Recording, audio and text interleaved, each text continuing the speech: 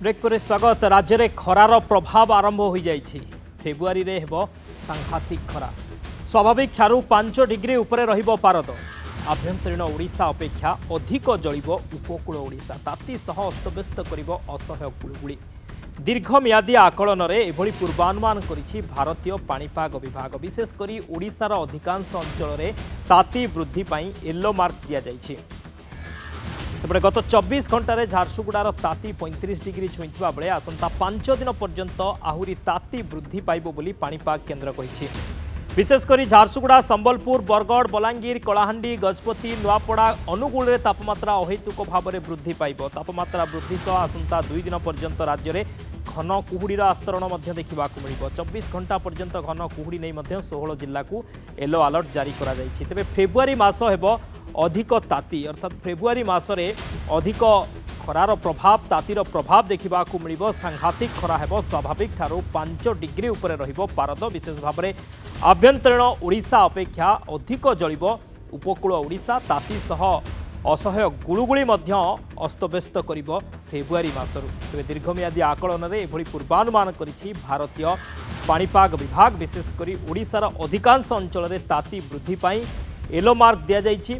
सेपटे गत 24 घंटा जे देखिबा झारसुगुड़ार ताती 35 डिग्री छुईछि। पारलाखेमुंडे 35.6, झारसुगुड़ार 35.2 एवं बलांगीर कथा कहबा हीराकुदरे 34.7 डिग्री सेल्सियस रही। तेबे फेब्रुआरी रे ताती बढ़िबो जहाँ पाणीपाग विभाग आकलन कहूछि। फेब्रुआरी अधिक ताती बढ़िबो एवं फेब्रुआरी रे अधिक गरम हेबो, अधिक गुळुगुळी मध्य हेबो। प्रतिक्रिया रही सुनिबा। डे 1 में जो शैलो टू मॉडरेट फ्लो के लिए 2 फरवरी की सुबह में जहां कुछ स्थानों पे शैलो टू मॉडरेट फ्लो हो सकते हैं, उसमें डिस्ट्रिक्ट शामिल है मयूरभंज, बालासोर, भद्रक, केंद्रपाड़ा, जगतसिंहपुर, पुरी, ढेंकनाल, अनुगुल, जाजपुर, केवंझर, खुर्दा, कटक, नयागढ़, गंजम, गजपति और कंधमाल। जहां 1-2 स्थानों पर शैलो टू मॉडरेट फ्लो हो सकती है, वहां सुंदरगढ़, झारसुगुड़ा, संबलपुर, देवगढ़ और सोनपुर डिस्ट्रिक्ट शामिल है। केंद्रपाड़ा, जगतसिंहपुर, पुरी, खुर्दा, कटक, गंजम, गजपति यहाँ डिस्ट्रिक्ट्स में येलो वार्निंग है, डेंस फॉग आइसोलेटेड प्लेसेस होने की संभावना की वजह से। अधिक सूचना फोन लाइन जोड़ी होती शत्रुघ्न विश्वाल, मो भुवनेश्वर रिपोर्टर। शत्रुघ्न, पाणीपाग विभाग कौन आकलन कहूँ फेब्रुआरी मासरे अधिक ताती हेबो बोली जहाँ सूचना दि जाउछि, प्रकृत में केते तापमात्रा रहिबो फेब्रुआरी, किभଳି रहिबो तातीर प्रभाव?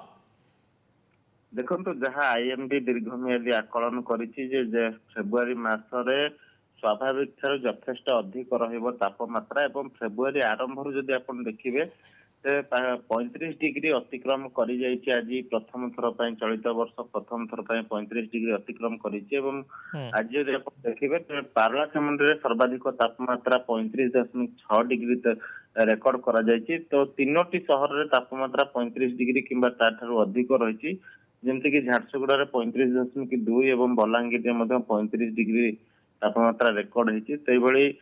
संबलपुर एवं हीराकुद 34.7 डिग्री लेखाएं तापमात्रा रेकर्ड होती। भवानीपाटना 34 डिग्री तापमात्रा रेकर्ड होती। आसंता काली ठारू पुणी आहरी धीरे धीरे तापमात्रा बढ़िबो। विशेषकर स्वाभाविक ठारू 4 ରୁ 5 डिग्री पर्यंत तापमात्रा अधिक होबार यथेष्ट संभावना रही। कारण वर्तमान जदि आपण देखिबे तेबे मेघमुक्त आकाश रही और सूर्यंकर टाण किरण रही, जहाँ फल कि वर्तमान तापमात्रा वृद्धि होउची।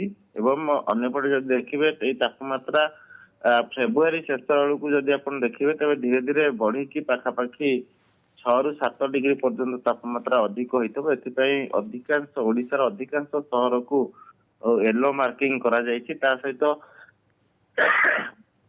किछि अंचल को मध्य रेड मार्किंग करा जायछि। विशेषकर आभ्यंतरीण ओडिशा पश्चिम ओडिशार जो जिला गुड़िक रही झारसुगुड़ा, संबलपुर, सुंदरगढ़, बरगढ़, बलांगीर, बौद्ध, सोनपुर ये सब जिला गुड़िक तापमात्रा अधिक रहिबो। सेभଳି भाବରେ गंजाम, गजपति रे मध्य तापमात्रा अधिक रहिबो।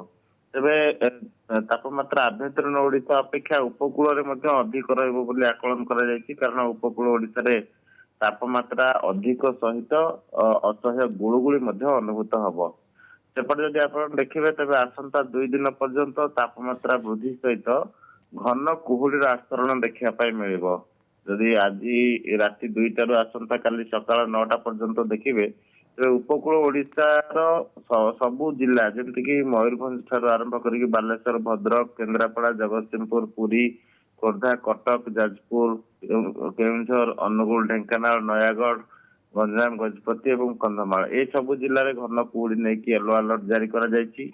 ତା ସହିତ 2 ତାରିଖରେ ଆସନ୍ତା କାଲି ଏଇଟା ହବ ଏବଂ 3 ତାରିଖରେ ମଧ୍ୟ ଉପକୂଳବର୍ତ୍ତୀ ଓଡ଼ିଶାର କେନ୍ଦ୍ରାପଡ଼ା, ଜଗତସିଂହପୁର, କଟକ, ପୁରୀ, ଖୋର୍ଦ୍ଧା, ଗଞ୍ଜାମ, ଗଜପତି ଏ ସବୁ ଜିଲ୍ଲାରେ ମଧ୍ୟ ଘନ କୁହୁଡ଼ିର ଆସ୍ତରଣ ଦେଖିବା ପାଇଁ ମିଳିବ ଏବଂ ଏଇ ଯୋଉ ୟେଲୋ ଆଲର୍ଟ ଜାରି କରାଯାଇଛି ସେଠି 50 ମିଟର ତଳକୁ ଭିଜିବିଲିଟି ରହିବ ଏବଂ କିଛି ସ୍ଥାନରେ ଯଦି ଆପଣ ଦେଖିବେ ତେବେ ଜିରୋ ଭିଜିବିଲିଟି ମଧ୍ୟ ହେବାର ସମ୍ଭାବନା ରହିଛି ଏବଂ ଏଇ ସମୟରେ ଯଦି ଆପଣ ଘାଟି ରାସ୍ତା ହଉ କିମ୍ବା ଦୁର୍ଘଟଣା ପ୍ରବଣ ଅଞ୍ଚଳ ହଉ ସେଠି ଗାଡି ଚଳାଚଳ ବନ୍ଦ କରିବା ପାଇଁ ପରାମର୍ଶ ଦିଆଯାଇଛି ଏବଂ ଯଦି ଗାଡି ଚଳାଚଳ କରୁଛନ୍ତି ତେବେ ସତର୍କତାର ସହିତ ଗାଡି ଚାଳନା କରିବା ପାଇଁ ପରାମର୍ଶ ଦିଆଯାଇଛି। ଅନ୍ୟପଟେ ଘନ କୁହୁଡ଼ିର ଆସ୍ତରଣକୁ ନଜରରେ ରଖିକି ଏସ୍ଆରସି ମଧ୍ୟ ସମ୍ପୃକ୍ତ ଜିଲ୍ଲାପାଳ ମାନଙ୍କୁ ଚିଠି ଲେଖିଛନ୍ତି। ବିଶେଷ କରି ପରିବହନ ସେବାକୁ କିଭଳି ଭାବରେ ମ୍ୟାନେଜ କରାଯିବ ସେ ନେଇକି ନିର୍ଦ୍ଦେଶନାମା ଜାରି କରାଯାଇଛି ଏବଂ ଧୀରେ ଧୀରେ ଯେମିତିକି ଆପଣ କହୁଥିଲେ ଯେ ଫେବୃଆରୀ ମାସ ଆଇଏମଡି ଯାହା ପୂର୍ବରୁ ଆକଳନ କରିଥିଲା ଫେବୃଆରୀ ମାସରେ